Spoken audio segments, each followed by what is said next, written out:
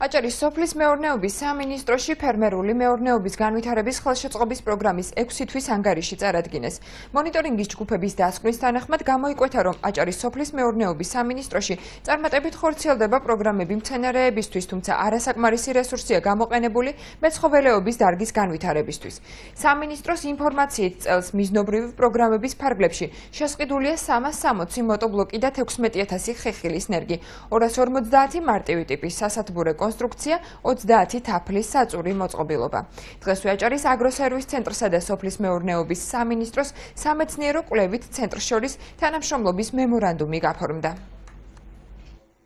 ძალიან ბევრი რამე გაკეთდა ამ 6 თვის განმავლობაში, თუმცა პროგრამების ნაწილი არ დასრულებულა და გრძელდება. ალბათ წლის ბოლოსთვის გვექნება უფრო დეტალური ინფორმაცია თუ როგორ წავედით.